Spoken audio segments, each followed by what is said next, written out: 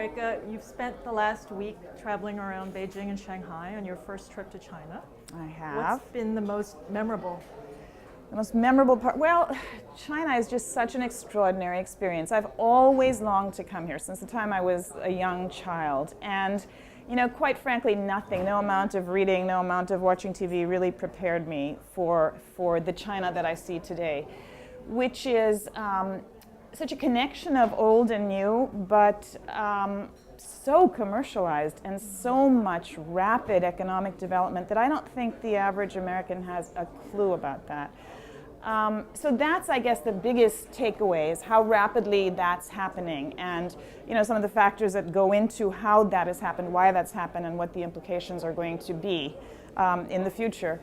But it's been an extraordinary experience talking to people at high levels of government, people in the arts, people who are influential in education, students. I think that one would never have been able to have this experience if one tried to come here on one's own. So I'm very grateful for that.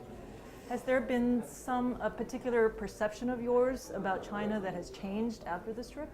Well, one thing, and maybe this is superficial, is just physically the way it looks. I expected it to look, frankly, a lot more Chinese than it does, and it actually looks a lot more built up and Western in many ways, especially Beijing. That surprises me a lot. I think what I'm still grappling with is I expected there to be more communism in China, and I think most Americans think of China still as a communist country, but it's really that in name only. So a lot of my trip here has been spent sort of in search of Mao. Where does Mao fit into this China today? How do people think of him in retrospect? How big a figure is he? And actually it's rather complicated, but I don't think he's revered nearly as much as I had expected him to be, nor is the notion of communism. What's the one thing you think Americans should know about China?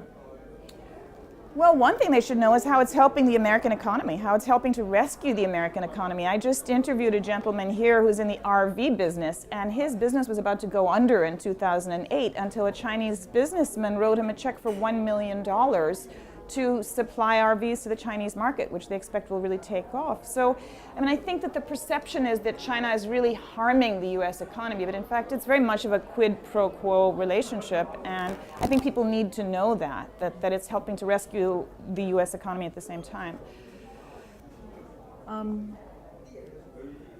Has this trip sparked any particular interest in terms of continuing further with?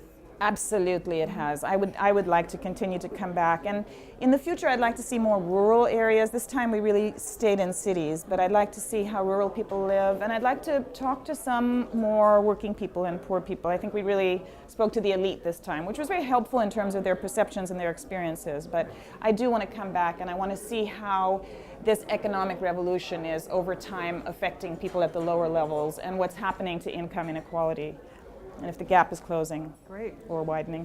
You want to say anything else for posterity? I mean, I really am so grateful to the C-100 for making this possible. This has been an amazing trip, and I've really enjoyed every minute of it. We've packed a lot in. Company has been wonderful, and organizing has been absolutely superb. And my colleagues have been fantastic too, so it's been great. Thanks. Thank you.